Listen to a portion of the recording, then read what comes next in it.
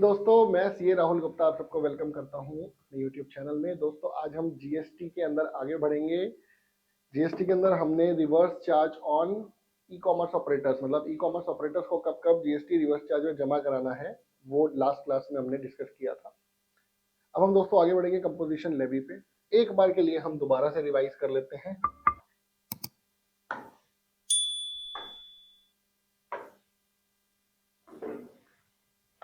Section 9 में हमने पढ़ा था क्या?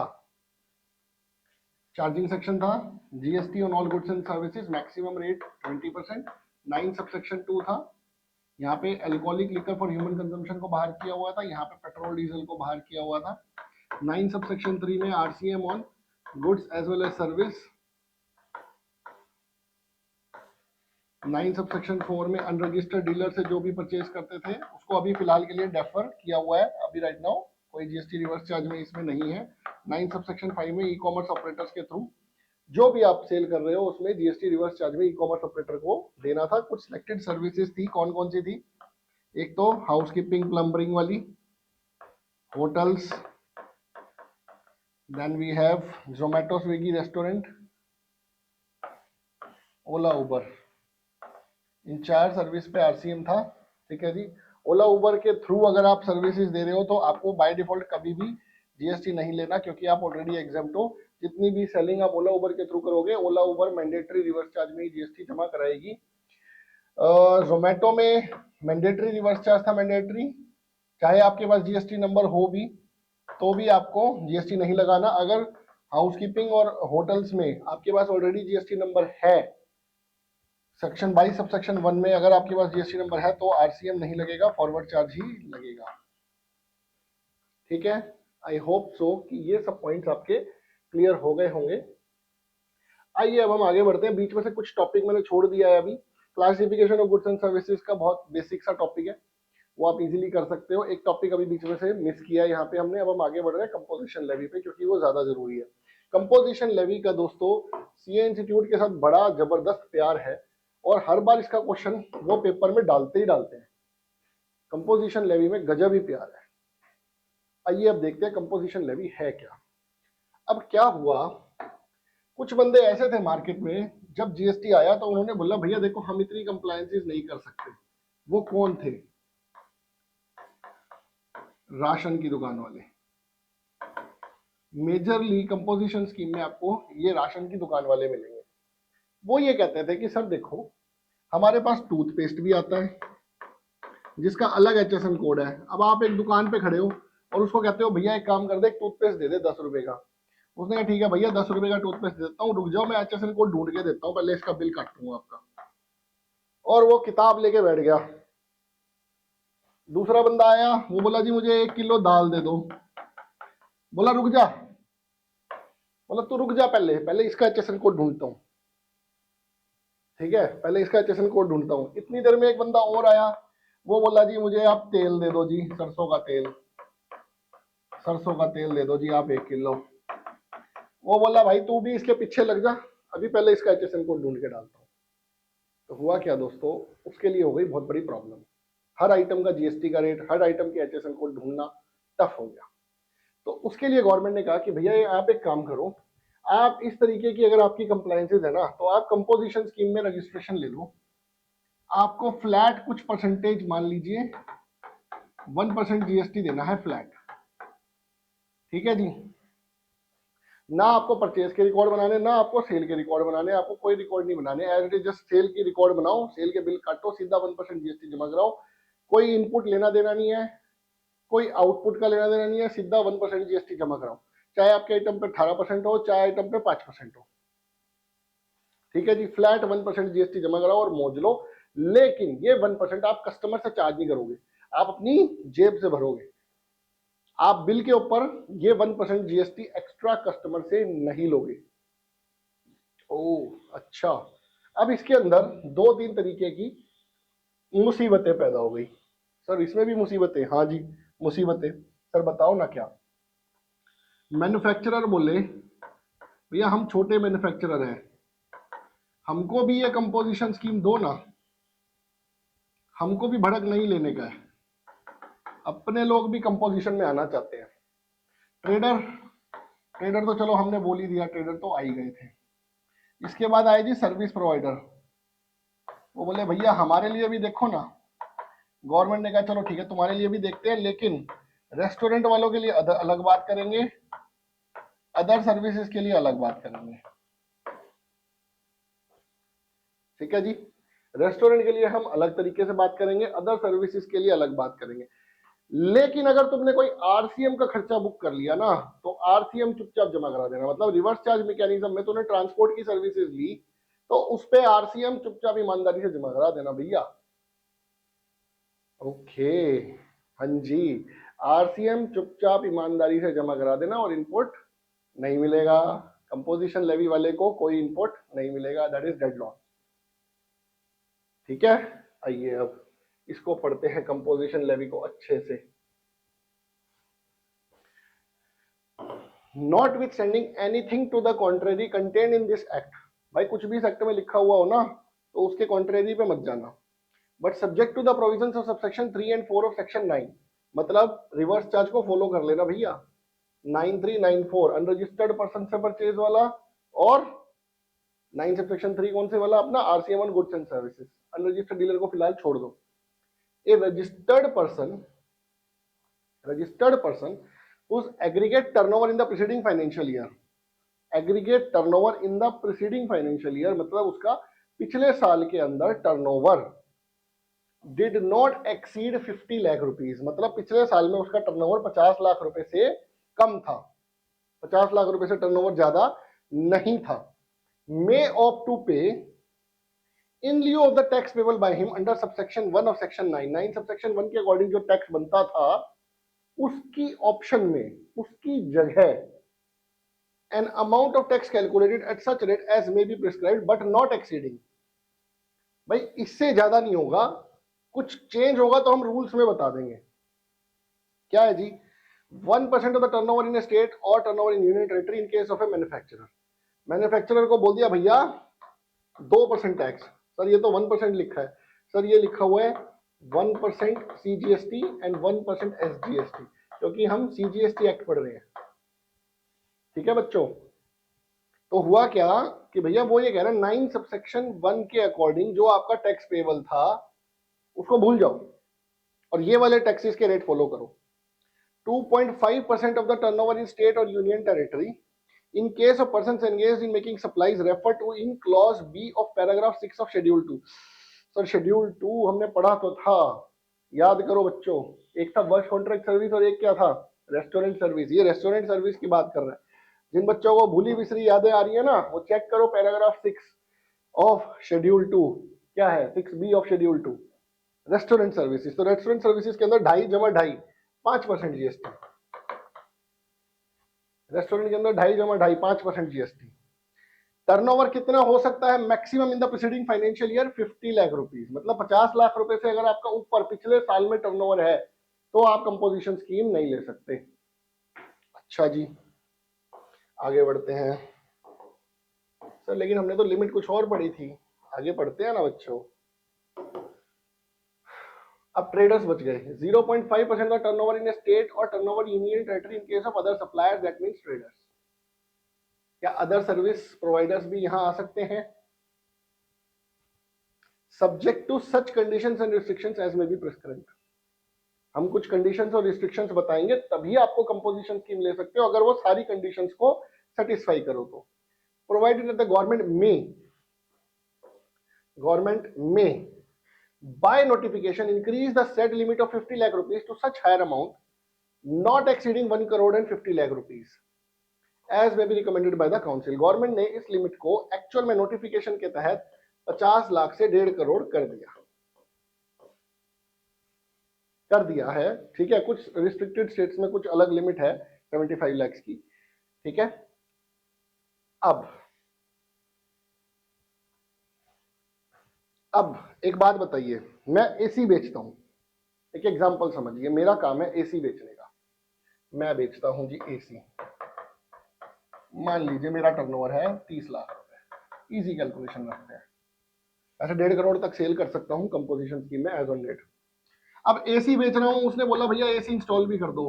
मैंने कहा ठीक है भैया, सर्विस चार्जेस मेरे बने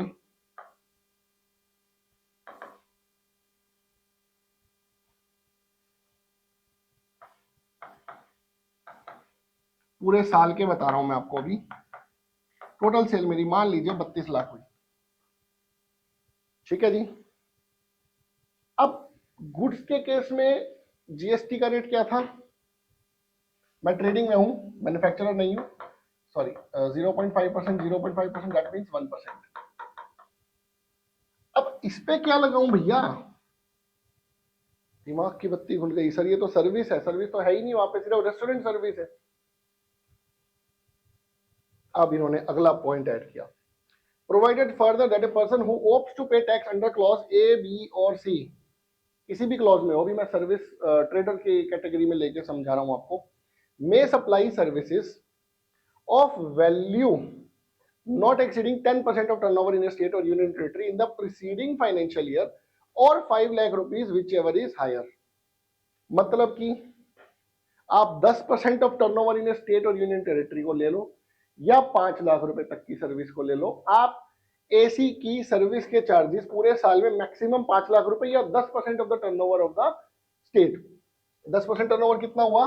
3 लाख रुपए, और 5 लाख रुपए विच एवर इज हायर।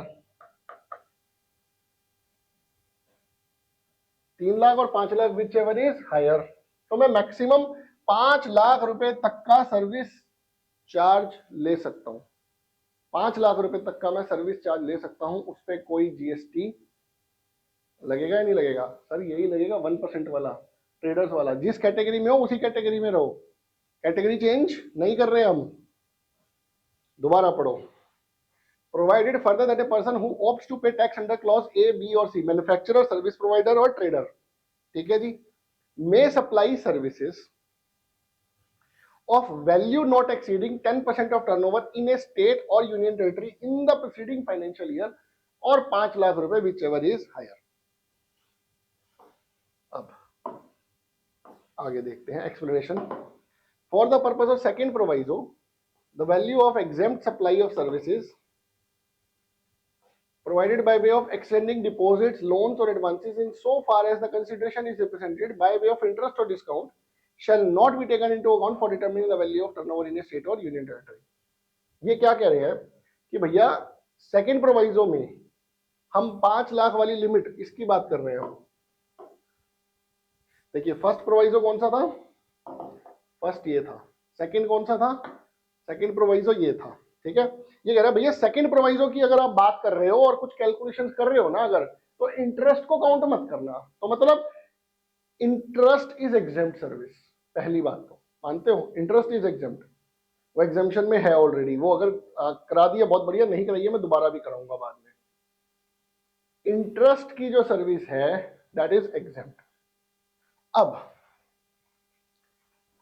ये क्या कह रहा है कि भैया जो इंटरेस्ट की सर्विस है ना उसको काउंट मत कर लेना। कभी पता चले तुम बोलो कि इंटरेस्ट का अमाउंट इतना है और उसको मैं काउंट कर दूं 5 लाख वाली लिमिट में और कहूं तुम्हारी लिमिट खत्म, भैया सर्विस नहीं दे सकते। तो वो कह रहा है भैया उस इंटरेस्ट को काउंट मत करना, वो अलग से एग्जेम्प्ट है। For the purpose of second proviso, the value of exempt supply of services provided by way of extending deposits, loans or advances in so far as the consideration is represented by way of interest or discount shall not be taken into account for determining the value of turnover in a state or union territory। ठीक है जी। मैं अब एक बार थोड़ा सा back चलता हूं दोबारा।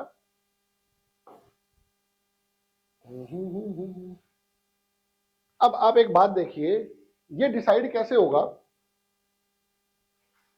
ये डिसाइड कैसे होगा? मैं लास्ट ईयर जीएसटी में रजिस्टर्ड ही नहीं था, करंट ईयर में मैंने जीएसटी का रजिस्ट्रेशन लिया, ठीक है जी। लास्ट ईयर का मेरा टर्नओवर था मान लीजिए 18 लाख रुपए। आप एक चीज नोट कीजिए, कंपोजिशन स्कीम के लिए टर्नओवर कहां का देखा जाएगा? A registered person whose aggregate turnover in the preceding financial year does not exceed 50 lakh rupees. मतलब पिछले साल का टर्नओवर 50 लाख रुपए से कम रहना चाहिए, ठीक है। और इस लिमिट को 1.5 करोड़ तक कर सकते हैं, लेकिन वो भी प्रीसीडिंग फाइनेंशियल ईयर है। Government increase the set limit of 50 lakh rupees, same limit को aggregate turnover in the preceding financial year को 1.5 करोड़ रुपए गवर्नमेंट कर सकती है बाय इशू ऑफ नोटिफिकेशन, जिसको गवर्नमेंट ने बकायदा नोटिफिकेशन इशू करके बता रखा है 1.5 करोड़ रुपए। मैं नोटिफिकेशन नंबर यहाँ पे नहीं चाहता आप याद रखो, तो इसलिए मैंने डाली भी नहीं है। ठीक है सर, अब एक बात बताइए,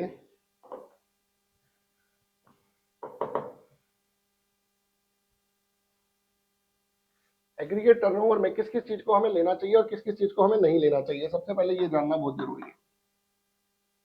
एग्रीगेट टर्नओवर, पहली बात तो हमें प्रीसीडिंग फाइनेंशियल ईयर का देखना है। अगर 1.5 करोड़ से बढ़ गया है तो अगले साल में कंपोजिशन आपको मिलेगी ही नहीं। अगर 1.5 करोड़ से कम है तो आप कंपोजिशन स्कीम को कंटिन्यू कर सकते हो। दोस्तों एग्रीगेट टर्नओवर की डेफिनेशन अपने को देखनी है। अब एग्रीगेट टर्नओवर अपने को पिछले साल का कैलकुलेट करना है, तब डिसाइड होगा कंपोजिशन स्कीम हमें इस साल में मिलेगी या नहीं मिलेगी। एग्रीगेट टर्नओवर के अंदर दोस्तों कौन कौन से टर्नओवर होने चाहिए आपके? Taxable sales, exempted sales, export sales, सारी सेल्स जो भी आपकी है वो आपके एग्रीगेट टर्नओवर में काउंट होगी, लेकिन जो टैक्सेस होंगे वो काउंट नहीं होंगे। इंटरेस्ट और डिस्काउंट के लिeu में अगर आपके पास पैसा मिला होगा वो काउंट नहीं होगा। वही चीज एग्रीगेट टर्नओवर में लिखा हुआ है। ये दोस्तों एग्रीगेट टर्नओवर की जो डेफिनेशन सेक्शन 2 में है ना, उससे थोड़ा सा अलग है। कैसे अलग है? वहां पे इंटरेस्ट और डिस्काउंट नहीं लिखा हुआ। ये एग्रीगेट टर्नओवर कंपोजिशन स्कीम के लिए बात कर रहे हैं हम, ठीक है ना। तो आइए, aggregate turnover for calculating threshold limit are as follows.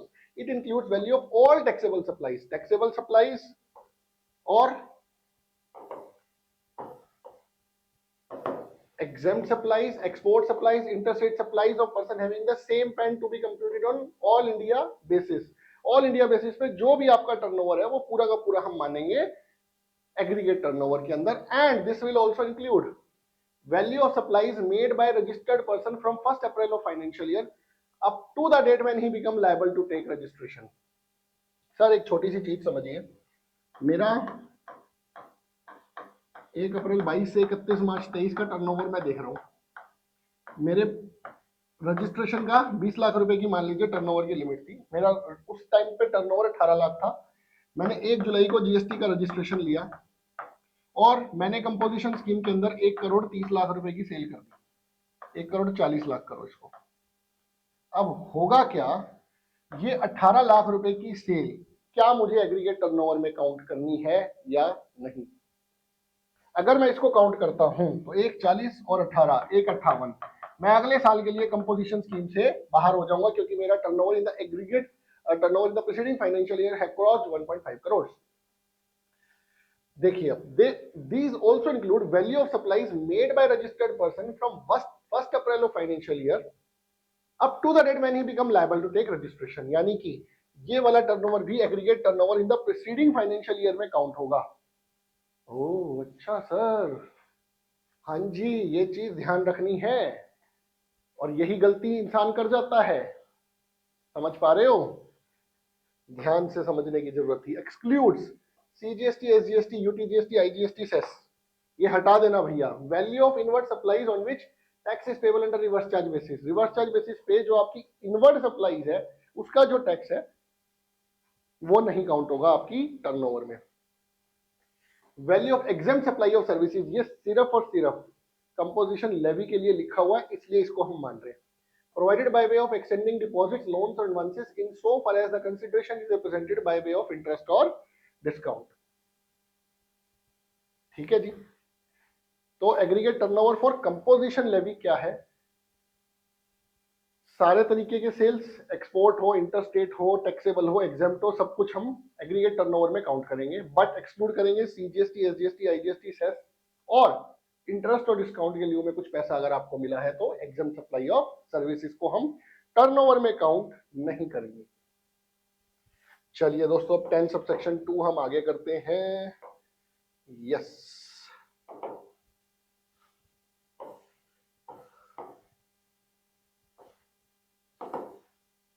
अब आपको इन चीजों में नहीं पढ़ना है। अगर आप कंपोजिशन स्कीम में जाते हो तो क्या क्या लिखा हुआ है? Registered person shall be eligible to opt under subsection 1 if उसको कंपोजिशन स्कीम का बेनिफिट हम देंगे अगर save as provided in subsection 1। Subsection 1 को सेव कर लेना भैया, सबसेक्शन 1 को चेंज मत करना। क्या लिखा था सबसेक्शन 1 में? टर्नओवर की क्राइटेरिया थे 50 लाख 1.5 करोड़ जो भी है, ठीक है। He is not engage in the supply of services, भैया वो सप्लाई ऑफ सर्विसेज में इन्वॉल्व ना हो। अब जो एक क्वेश्चन आपके माइंड में आना चाहिए था, जो ये थर्ड पॉइंट था दोस्तों, जिसमें मैं ट्रेडर्स को बोल रहा था, स्टेट और union territory in case of other suppliers, जिसमें मैं ट्रेडर्स को कह रहा था। अब यहाँ पे सर्विस प्रोवाइडर भी तो कवर हो रहे थे अदर देन रेस्टोरेंट। भाई रेस्टोरेंट के लिए आपने 2.5% का अलग से सीजीएसटी का रेट बता दिया, लेकिन बाकी अदर सप्लाईज में सर्विस प्रोवाइडर भी कवर हो रहे थे और ट्रेडर्स भी कवर हो रहे थे। मैन्युफैक्चरर का आपने अलग रेट बता दिया। तो इन्होंने प्रॉपरली बता दिया है, क्या बता दिया है कि भैया he is not engage in the supply of services. भैया सप्लाई ऑफ सर्विसेज में आप इन्वॉल्व नहीं होने चाहिए, अगर होगे तो कंपोजिशन स्कीम में नहीं जा सकते। He is not engaged in making any supply of goods or services which are not leviable to tax under this act।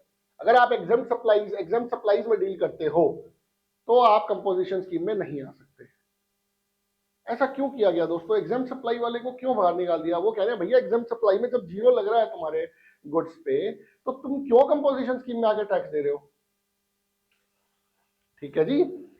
He is not engaged in making any interstate outward supplies of goods or services। वो engage नहीं है किसी interstate outward supply. दोस्तों interstate supply मना कर रहे हैं वो, आप समझ पा रहे हो क्यों?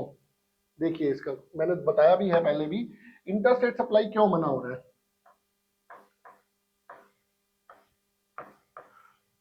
हम बी हैं, ठीक है जी, हम बी हैं। हमने क्या किया, हमने इंटरस्टेट माल खरीदा,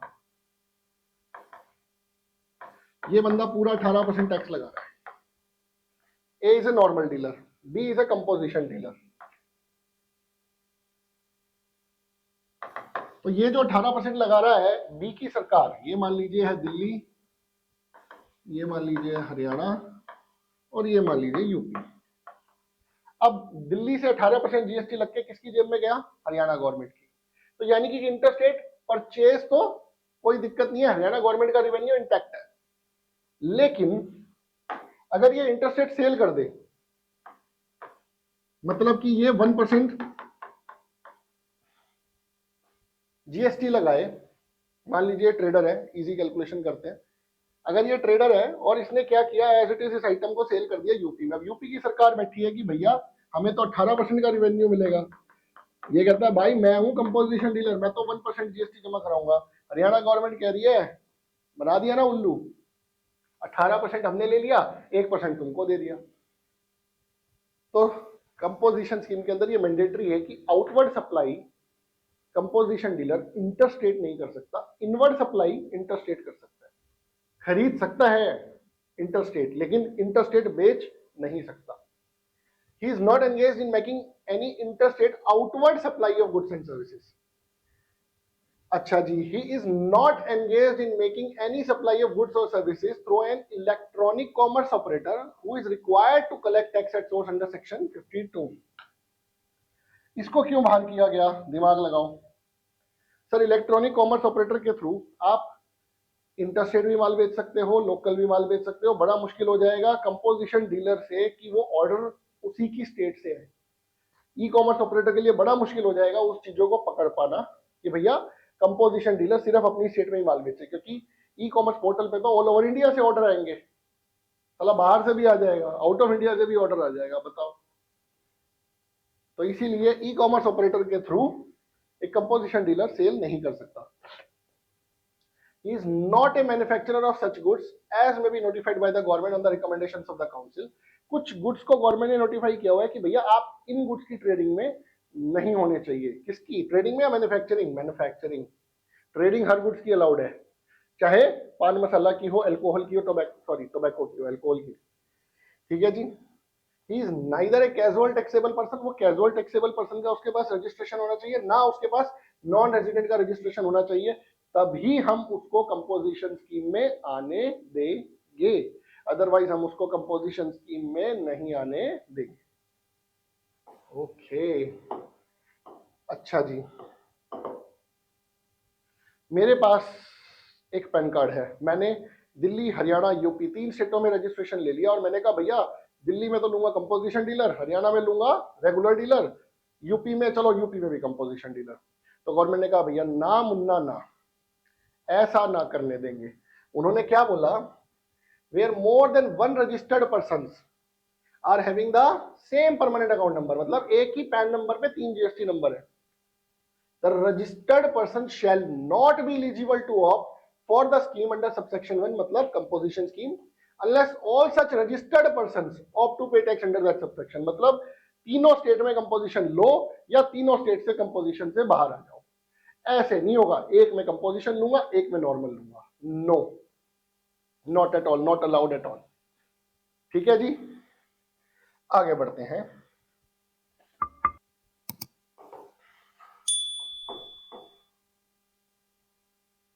अब अभी तक हमने क्या किया जी, एक हुआ मैन्युफैक्चरर कंपोजिशन, एक हुआ मैन्युफैक्चरर, एक कौन हुआ, रेस्टोरेंट सर्विस प्रोवाइडर, एक हुआ ट्रेडर। अब रेस्टोरेंट के अलावा बाकी सर्विस वाले खड़े हो गए, कहते हैं बाबू जी बताओ हमको क्यों ऐसा परेशान कर रहे हो, हमें भी कंपोजिशन स्कीम का बेनिफिट दो। मैं एक सीए हूं, मैं कंपोजिशन स्कीम चाहता हूं, भाई साहब क्यों नहीं दे रहे मुझे कंपोजिशन स्कीम, मुझे दो ना कंपोजिशन स्कीम, मेरे को भी बेनिफिट दो। मैं कोई इनपुट का बिल नहीं रखना चाहता, मैं फ्लैट अपना जो भी जीएसटी बनना चाहता है 1% 2% जो आप रेट फिक्स करोगे वो जीएसटी दे देता हूँ। तो गवर्नमेंट ने कहा ठीक है भैया रुक जाओ, तुम्हारे लिए भी एक स्कीम लाते हैं, 10 सबसेक्शन 2 है, देखिए नया सबसेक्शन इंसर्ट हुआ, उसमें क्या लिखा गया, notwithstanding anything to the contrary contained in this act, कोई भी एक्ट के अंदर लिखा हुआ है हम उसके अगेंस्ट नहीं बोलना चाहते, but subject to provisions of 9394 reverse charge mechanism में सीए भैया जीएसटी रिवर्स चार्ज में जमा कराना अगर पड़ता है तो। A registered person not eligible to opt to pay tax under subsection 1 and 2, जो 1 एंड 2 में कवर नहीं हो रहे, whose aggregate turnover in the preceding financial year did not exceed 50 lakh rupees, जिसका एग्रीगेट टर्नओवर पिछले साल में 50 लाख से ऊपर नहीं है, 1.5 करोड़ की लिमिट इसके लिए नहीं है, 1.5 करोड़ की लिमिट सिर्फ उन्हीं सेक्शंस के लिए है, manufacturer, trader and restaurant service provider may opt to pay in lieu of the tax payable by him under section 9 subsection 1, 9 subsection 1 के अंदर जो आपका टैक्स बनता है उसके लिeu में आप अमाउंट ऑफ टैक्स दे सकते हो, calculate such rate as may be prescribe, हम रेट प्रिस्क्राइब कर देते हैं, बट नॉट एक्सीडिंग 3%, 3% से ज्यादा का रेट नहीं होगा। सीजीएसटी का मतलब 3 जमा 3 6%, अगर कोई सर्विस प्रोवाइडर है तो 3 जमा 3 6% जीएसटी दे सकता है। Of the turnover in state और यूनियन टेरिटरी, पेपर में क्वेश्चन आएगा, मेरा टर्नओवर है 1 करोड़ 40 लाख रुपए, कंपोजिशन स्कीम ऑफ सर्विसेज में आता हूँ, रेस्टोरेंट सर्विस प्रोवाइडर नहीं हूँ, और पेपर में जाके लिखा ना कि हाँ रेस्ट, हमें तो पता है 1.5 करोड़ की लिमिट है कंपोजिशन लेवी की, अरे भैया सर्विस के अंदर 50 लाख है, सिर्फ रेस्टोरेंट सर्विस के अंदर 1.5 करोड़ की लिमिट है, बाकी सर्विसेज के अंदर 50 लाख की लिमिट है। ठीक है, इसको ध्यान रखना। अच्छा जी, ये कंडीशन जरूर सेटिस्फाई कर देना भैया, ये वही सेम कंडीशन है जो अभी 10 सबसेक्शन 2 में हमने पढ़ी थी, कौन सी, he is not engaged in making any supply of goods or services which are not leviable to tax under this act, जो इस एक्ट में जीएसटी ही नहीं है जिसके ऊपर एग्जेम्प्टेड है, engaged in making any interstate outward supplies of goods or services, interstate भैया service के अंदर भी अलाउ नहीं करेंगे, अगर आप कंपोजिशन स्कीम में आ रहे हो तो इंटरस्टेट अलाउ नहीं करेंगे भैया। engaged in making any supply of goods or services through an electronic commerce operator, अगर आप इलेक्ट्रॉनिक कॉमर्स ऑपरेटर के थ्रू कुछ भी सेलिंग कर रहे हो ऑफ सर्विसेज तो इसका बेनिफिट आपको नहीं मिलेगा, कंपोजिशन स्कीम में आप नहीं आ सकते। एक मैन्युफैक्चरर जिस मैन्युफैक्चरिंग ऑफ गुड्स को गवर्नमेंट ने नोटिफाई किया हुआ है जिसको कंपोजिशन स्कीम हम नहीं देंगे, उसको भी कंपोजिशन स्कीम, उस मैन्युफैक्चरिंग ऑफ गुड्स में आप नहीं होने चाहिए। Casual taxable person, non resident taxable person, same वही लिखा है, सेम पैन कार्ड पे सारे स्टेटों के जीएसटी नंबर पे कंपोजिशन लेनी पड़ेगी या किसी पे भी नहीं मिलेगी। ओके अब द ऑप्शन अवेल्ड ऑफ, अगर ऑप्शन अवेल कर लिया बाय ए रजिस्टर्ड पर्सन, एक बार हम इसका एग्जांपल देख लेते हैं, इसको हम बाद में कवर करते हैं, एक minute, Rates of tax and composition levy scheme. Rule 7 prescribes the rates at which tax is payable. अब आप कहोगे सर रेट्स तो लिखे हुए थे ऑलरेडी सेक्शन के अंदर। दोस्तों सेक्शन के अंदर उन्होंने लिखा है rates not exceeding these rates, और रूल्स के अंदर लिखा है भैया फिलहाल के लिए ये रेट है। गवर्नमेंट ने एक्ट में लिखा भैया इससे ज्यादा कंपोजिशन स्कीम का टैक्स नहीं हो सकता, और रूल्स में बताया भैया कितना टैक्स फिलहाल देना है। ठीक है जी। Prescribe the rate at which tax is payable by a registered person opting for composition levy of goods and composition levy for services. Registered person opting for composition levy for goods shall pay tax calculated at the prescribed rates in the current financial year in lieu of the tax payable by him under the regular scheme.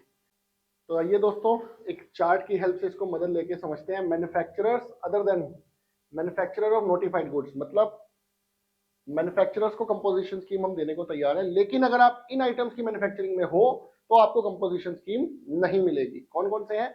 Ice cream, pan masala, tobacco, aerated water, fly ash bricks, fly ash aggregate, fly ash blocks, bricks of fossil meal और similar siliceous earth, building bricks, earthen और roofing tiles. अगर इन items के ऊपर आप हो, paper के अंदर क्वेश्चन आ सकता है कि भैया फ्लाई ऐश एग्रीगेट का काम कर रहे हो, कंपोजिशन स्कीम मिलेगी या नहीं मिलेगी? मैन्युफैक्चरिंग, ट्रेडिंग अलाउड है, please note, please note. Manufacturing के ऊपर कंपोजिशन स्कीम नहीं देंगे, ट्रेडिंग के ऊपर अलाउड है। ये जीएसटी का रेट गलत लिख दिया है, 1% plus 1% which is equal to 2%। ठीक है, गलत लिखा हुआ है, बुक में ठीक करवा दूंगा इसको। Suppliers making supplies refer to in clause 6 और 6B ऑफ शेड्यूल 2, मतलब रेस्टोरेंट सर्विस के ऊपर 2.5 जमा 2.5 कितना जीएसटी का रेट हो जाएगा? 5%। ठीक है जी। Any other supplier eligible for composition levy under section 10, ये ट्रेडर्स के लिए है 0.5 प्लस 0.5, और बाकी का जो बचा सर्विस प्रोवाइडर उसके लिए आया 3 plus 3 6%। A registered person opting for composition levy for services shall pay tax at the rate 3% plus 3% of the turnover of supplies of goods and services in the state or union territory. उस state के अंदर 3 जमा 3 6% के हिसाब से GST उसे देना है। चलिए जी, अब वापस आते हैं अपने उसी पॉइंट के पास। हाँ जी, the option availed of by a registered person under subsection 1 और subsection 2A। 1 के अंदर तो आ गया मैन्युफैक्चरर, रेस्टोरेंट और ट्रेडर। 2A के अंदर आ गया service provider other than restaurant and all. ठीक है, और मैन्युफैक्चरर ऑफ नोटिफाइड गुड्स को बाहर कर देना भैया। ठीक है, as the case may be shall lapse with effect from the day on which his aggregate turnover during a financial year exceeds the limit specified under subsection 1 or subsection 2A as the case may be। Please थोड़ा गौर लगाइए, थोड़ा सा दिमाग लगाइए। Option आपने composition scheme की ले रखी थी सबसेक्शन 1 और सबसेक्शन 2A के अंदर, वो लैप्स हो जाएगी उस दिन से जिस दिन आपका एग्रीगेट टर्नओवर स्पेसिफाइड लिमिट से ज्यादा हो गया। अब आपको एक प्रैक्टिकल किस्सा सुनाता हूं, एक एसएससी का।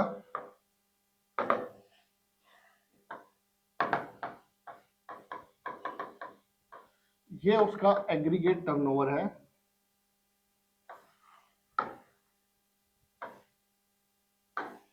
और ये गवर्नमेंट की लिमिट्स है। 17-18 के अंदर एग्रीगेट टर्नओवर क्लाइंट का, ठीक है, मान लीजिए 75 लाख है। 18, 19, 20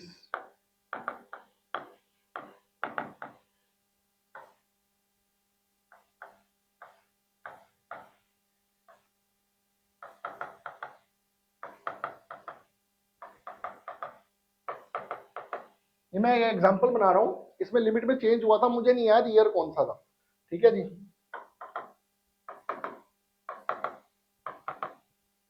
दोस्तों अब एक चीज नोट करो, जब 17-18 में जीएसटी आया था, इसका टर्नओवर एग्रीगेट टर्नओवर मान लीजिए था 75 लाख रुपए। ठीक है जी, उस टाइम पे लिमिट थी 50 लाख रुपए। अब ये लैप्स तो उसी दिन हो गई जिस दिन इसने 50 लाख रुपए का टर्नओवर अचीव कर लिया। लेकिन ये अगले साल भी कंपोजिशन स्कीम में रहा और कह रहा है भैया देखो मैं लिमिट में रहा।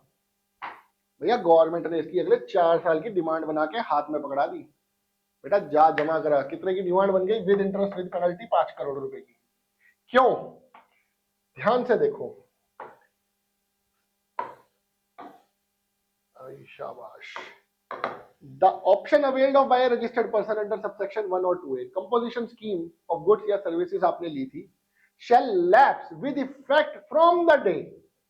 करंट ईयर में अगर आपने टर्नओवर की क्राइटेरिया को बीट कर दिया, 1.5 करोड़ के टर्नओवर से आपका टर्नओवर हो गया 1,70,00,000 रुपए, आपने टर्नओवर के क्राइटेरिया को बीट कर दिया। अगर आपने 1.5 करोड़ से ऊपर का टर्नओवर आपने अचीव कर लिया और आप गलती से भूल गए कंपोजिशन स्कीम से बाहर निकलना, तो अगले पूरे जितने सालों का गवर्नमेंट पकड़ेगी, पूरे सालों का टैक्स विद इंटरेस्ट ले लेगी। रेगुलर स्कीम के हिसाब से 18% जीएसटी बना के हाथ में फर्रा पकड़ा दिया। इतना दिक्कत? हाँ जी, दोबारा पढ़ेंगे हम। The option availed of by registered person for composition scheme shall lapse, वो लैप्स हो जाएगी with effect from the day on which is aggregate turnover during a financial year exceeds the limit specified. अभी तक हम current year की हमने एक बार भी बात नहीं करी दोस्तों। आप एक चीज देखो, अभी तक हमेशा turnover in the preceding financial year, पिछले साल में 1.5 करोड़ से कम होना चाहिए टर्नओवर। लेकिन अगर करंट ईयर में आपने 1.5 करोड़ की लिमिट को ब्रीच कर दिया, आपने 1,55 का टर्नओवर कर दिया, आपने 1 अप्रैल से ईयर स्टार्ट हुआ 1 अप्रैल 23 से 31 मार्च 24, ठीक है जी। जनवरी में आपका टर्नओवर पहुंच गया 1,55,00,000 रुपए। अब जनवरी फरवरी मार्च तीनों महीने में जिस दिन से आपने कंपोजिशन स्कीम के टर्नओवर के क्राइटेरिया को बीट कर दिया, उससे अगले दिन की सेल्स पे आपको पूरा 18% जीएसटी लगाना है, क्योंकि ये लैप्स हो जाएगी with effect from the day, with effect from the year नहीं लिखा। उस दिन से आप कंपोजिशन स्कीम से उठा के आपको बाहर फेंक दिया जाएगा। भैया रेगुलर स्कीम में आओ टैक्स तो, ठीक है। तो बड़ा इंपॉर्टेंट सेक्शन है ये, sub section, sorry. A taxable person to whom the provisions of subsection 1 or as the case may be subsection 2A composition scheme of manufacturer, 1 में कौन है? मैन्युफैक्चरर, रेस्टोरेंट और ट्रेडर, 2A में कौन है? Service provider. Apply shall not collect any tax from the recipient. अपने भैया जो इनवॉइस बनाओगे 1 लाख रुपए का माल कोई आपकी दुकान से लेके गया, उस पर टैक्स नहीं लगाओगे, टैक्स अपनी जेब से दोगे सरकार को। कस्टमर से कंपोजिशन डीलर टैक्स चार्ज नहीं कर सकता। shall not collect any tax from the recipient on supplies made by him, nor shall he be entitled to any credit of input tax। उसको कोई भी इनपुट टैक्स क्रेडिट नहीं मिलेगा। 1% चुपचाप ईमानदारी से जीएसटी जमा कराते जाओ, ठीक है। ना इनपुट मिलना है, ना कस्टमर से 1 रुपया भी मिलना है एक्स्ट्रा। अब प्रॉपर ऑफिसर को पता चला कि भैया इसने टर्नओवर का क्राइटेरिया बीट कर दिया था, तो वो क्या करेगा? सेक्शन 73 सेक्शन 74 के अंदर जो पेनल्टी इंटरेस्ट बनता है वो सारा कैलकुलेट करके आपको चिट्ठा पकड़ा देगा। यही चीज लिखी है सेक्शन 10 सब सेक्शन 5 में। If proper officer has reasons to believe that a taxable person has paid tax under subsection 1 और 2A, वो 1 और 2A के अंदर टैक्सेस जमा कराता आ रहा है, एज द केस में भी, डिस्पाइट नॉट बीइंग एलिजिबल, वो एलिजिबल नहीं था, टर्नओवर बीट कर गया, या इंटरस्टेट सेल कर गया, या ई कॉमर्स ऑपरेटर के थ्रू सेल कर गया, या उसने कुछ भी और ऐसा काम किया जिसकी वजह से वो कंपोजिशन लेवी की सारी कंडीशंस को सेटिस्फाई नहीं कर पाया। Such person shall in addition to any tax, भैया टैक्स के एडिशन में, that may be payable by him under any other provisions of this act be liable to a penalty, भैया पेनल्टी भी लगवाएंगे, टैक्स लेने से काम नहीं चलेगा। And the provisions of section 73 और 74 shall mutuatis mutuandis as it is, जैसा 73-74 में लिखा है फॉर नॉर्मल डीलर, वैसे ही फॉर कंपोजिशन डीलर टैक्स लगेगा। Apply for determination of tax and penalty, tax और पेनल्टी म्यूचुअटिस म्यूचुअंडिस हम उसी तरीके से लगा देंगे जो एक नॉर्मल डीलर को लगाते थे। सर बड़ा खतरनाक सेक्शन है, बताइए भैया, ध्यान से करना पड़ेगा काम, ऐसे नहीं चलेगा। Turnover limits for composition levy क्या क्या है दोस्तों? गुड्स के केस में स्पेशल कैटेगरी स्टेट्स में 75 लाख, अदर स्टेट्स में 1.5 करोड़, सर्विस में ऑल स्टेट्स 50 लाख फ्लैट, ठीक है जी। सर्विस के अंदर flat 50 lakh, special category states में 75 लाख फॉर कंपोजिशन और अदर स्टेट्स में 1.5 करोड़।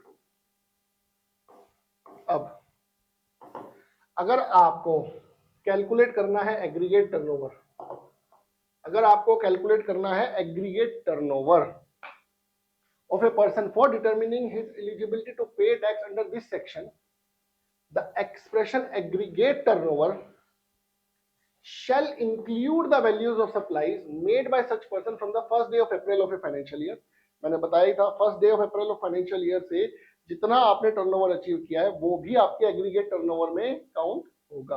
अब एक और क्वेश्चन सर, 1 अप्रैल 2023 में मैंने जीएसटी का रजिस्ट्रेशन नहीं ले रखा था, मेरा टर्नओवर पहुंच गया 18 लाख रुपए और करंट ईयर में मैंने कंपोजिशन स्कीम में टर्नओवर कर दिया मान लीजिए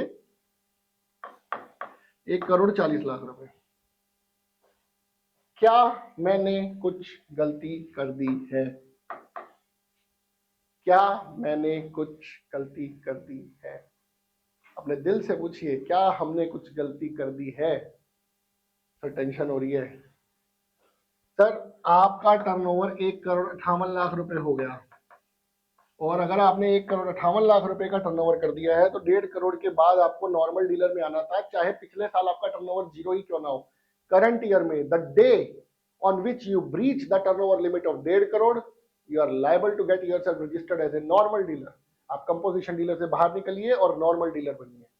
अब ये देखिए दोबारा, for the purpose of computing aggregate turnover a person for determining his eligibility to pay tax under this section, the expression aggregate turnover shall include the value of supplies made by such person from the first day of a financial year up to the date when he becomes liable for registration। 18 lakh रुपए, 18 लाख के बाद उसने GST का registration ले लिया और फिर लग गया था मैं 20 लाख रुपए का टर्नओवर अचीव कर लूंगा under this act, but shall not include the value of exempt supply of services provided by way of extending deposits, interest वगैरह की तरीके से जो उन्होंने लिखा हुआ है ऑलरेडी, इंटरेस्ट वगैरह अगर आपकी इनकम्स है तो वो हम टर्नओवर की लिमिट में काउंट नहीं करेंगे।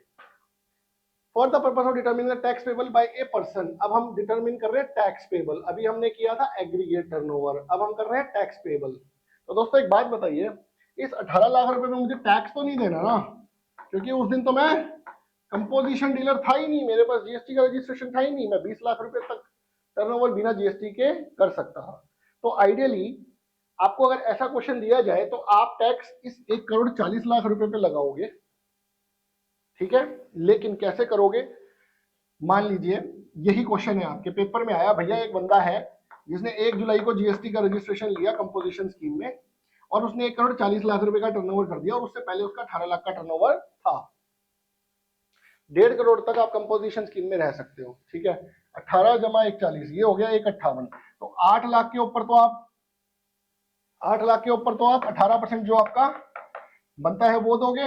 इस 18 लाख रुपए के ऊपर आपको कोई जीएसटी नहीं देना, बाकी बचे हुए पे आप अपना 1% दोगे। 1.30 बचेगा शायद,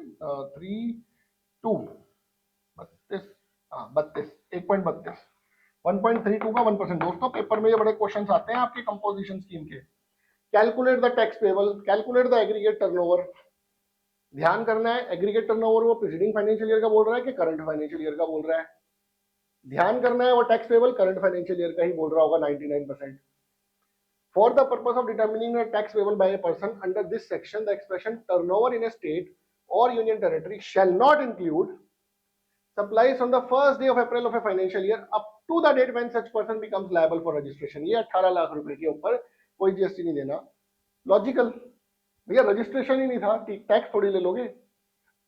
रजिस्ट्रेशन के लिए आपने तो बोला 20 लाख रुपए तक कोई रजिस्ट्रेशन नहीं चाहिए।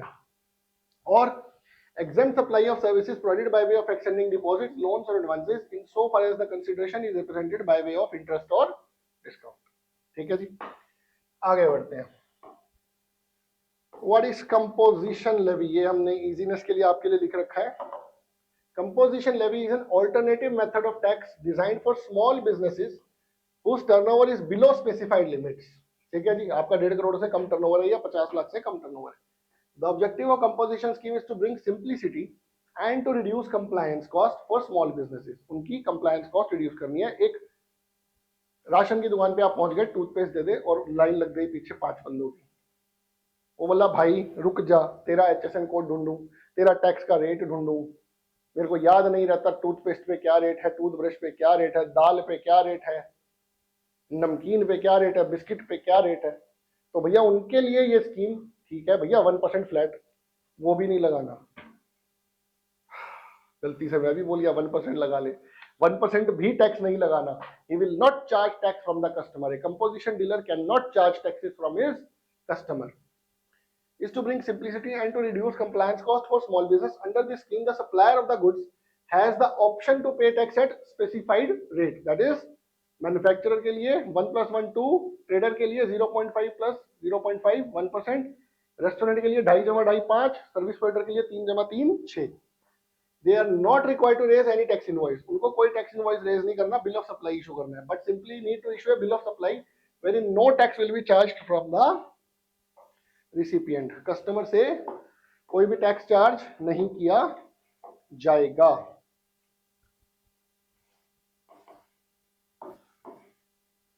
ये वही सेम चीज हमने दोबारा लिख रखी है आपके लिए। Turnover in a state union territory to pay tax under composition scheme levy are as follows. It will include all taxable supplies, exempt supplies,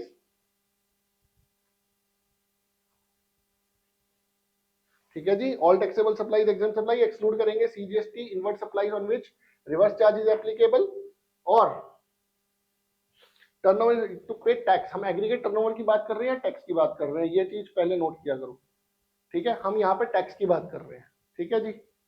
tax calculate करने के लिए, टैक्स कैलकुलेट करने के लिए किस किस को इंक्लूड किया जाएगा, किस किस को एक्सक्लूड किया जाएगा, पहले एक्सक्लूड वाला देखते हैं। एक्सटेंडिंग डिपॉजिट्स, लोन्स और एडवांसेस, एग्जेम्प्ट सप्लाई को हटा देना भैया, एक्सटेंडिंग डिपॉजिट्स, लोन्स और एडवांसेस को, ठीक है। Up to the date when such person liables to become registration, उसको भी हटा देना, ठीक बात है जी, रजिस्ट्रेशन ही नहीं है, जीएसटी थोड़ी दूंगा मैं। इंक्लूड क्या कर देना, all taxable supplies, exempt supplies made with in the state, ठीक है जी, उन सबको ऐड कर देना, उस पर टैक्स लगा देना। एग्जेम्प्ट सप्लाईज के ऊपर क्या टैक्स लगेगा, टैक्स ही नहीं होगा, और अगर वो एग्जेम्प्ट सप्लाई में डील कर रहा है तो कंपोजिशन स्कीम से उठा के उसको बाहर फेंक दिया जाएगा। तो क्या यहाँ पे एग्जेम्प्ट सप्लाई लिखना चाहिए टैक्स कैलकुलेशन के लिए, एग्रीगेट टर्नओवर के लिए समझ में आता है? नहीं, ये लिखना ही नहीं चाहिए। While computing turnover in the state union territory of a supplier other than manufacturer and restaurant service provider eligible for composition scheme for goods trader sector, the exempt supplies will not be taken into consideration, ठीक है जी। चलिए जी, who are not eligible to opt for composition scheme, ये वही same चीज है, same वही चीज repeat हो रही है जी।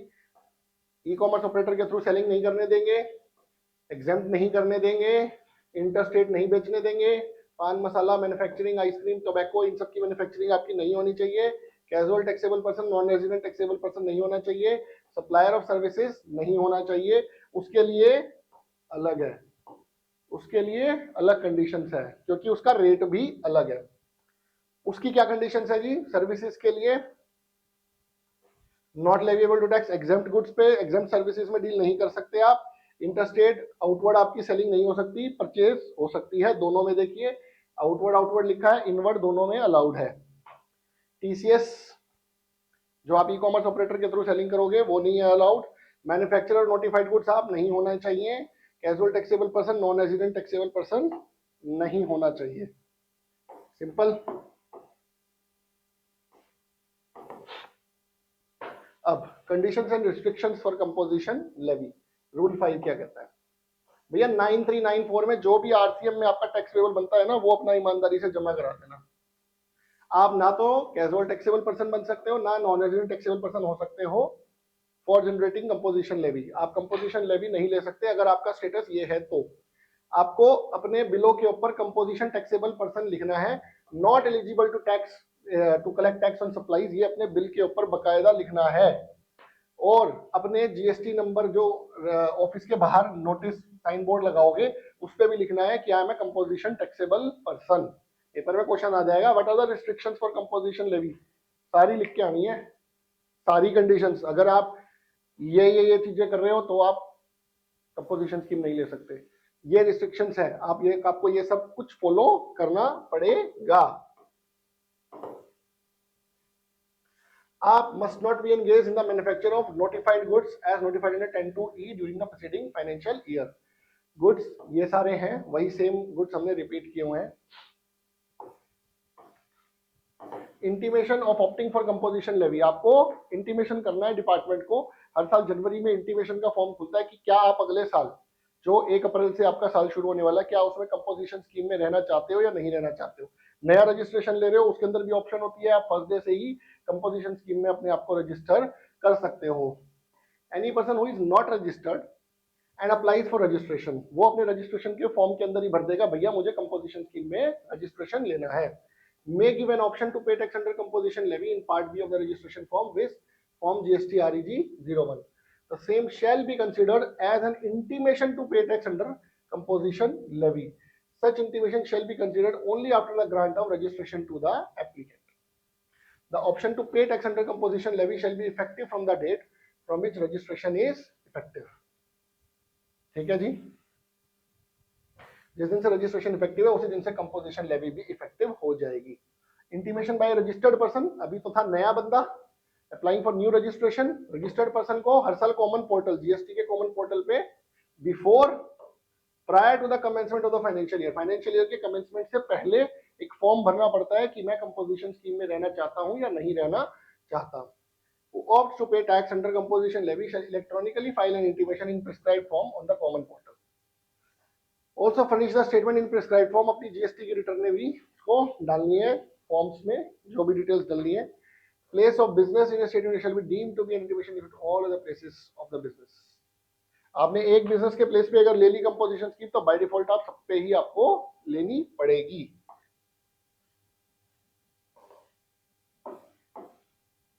Validation of composition levy, withdrawal from the composition scheme by a taxpayer who ceases to satisfy any of the prescribed conditions। आप prescribed conditions को satisfy नहीं कर पा रहे, आपने इंटरस्टेट माल खरीद लिया तो उसी दिन से आपका withdrawal हो जाएगा कंपोजिशन स्कीम से। आप खुद भी अपने आप को विड्रॉ करना चाहते हो कंपोजिशन स्कीम से, who intends to withdraw from the said scheme, जिस दिन आपने वो फॉर्म भर दिया तो उसी दिन आपको बाहर निकाल दिया जाएगा। Denial of option to pay tax under the composition scheme bye tax authorities, आपने कुछ गड़बड़ कर दी, आपने कोई कंडीशन सेटिस्फाई नहीं करी और आप बता भी नहीं रहे हो, छुपा रहे हो, गवर्नमेंट ने ऑफिसर ने आपको पकड़ लिया है, वो आपको उठा के रेगुलर डीलर में शिफ्ट कर देगा। Denial of effective date of denial shall be determined by the tax authorities, जिस दिन वो उन्होंने डिसाइड किया कि भैया इस दिन से आपको उठा के बाहर फेंका जाएगा, वो करंट डेट भी हो सकती है, वो पास्ट डेट भी हो सकती है। Composition scheme to be adopted uniformly by all the registered person having the same PAN. Supplier can not collect tax, obvious सी बात है, वो अपनी जेब से ही उसको 1% या 5% या जो भी है अपनी जेब से ही जीएसटी देना है। Composition scheme supplier can not enter into credit chain, वो ना तो कभी क्रेडिट लेगा ना कभी क्रेडिट पास ऑन कर पाएगा। If a taxable person has paid tax under the composition scheme, though he was not eligible for the scheme, वो eligible था नहीं स्कीम के लिए लेकिन वो ले रहा था scheme, the person would be liable to penalty and the provisions of 73 और 74 of the CGST Act shall be applicable for determination of tax and penalty। Tax and penalty के लिए सेक्शन 73-74 में उसकी डिमांड बना दी जाएगी। हो आशा करता हूं दोस्तों आपको आज का टॉपिक अच्छे से समझ में आ गया होगा। एक बार इसको रिवाइज कर लेते हैं।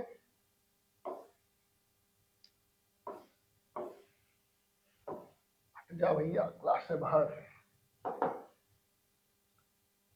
मैन्युफैक्चरर, ऐसे नहीं, सुंदर सुंदर कंपोजिशन लेवी।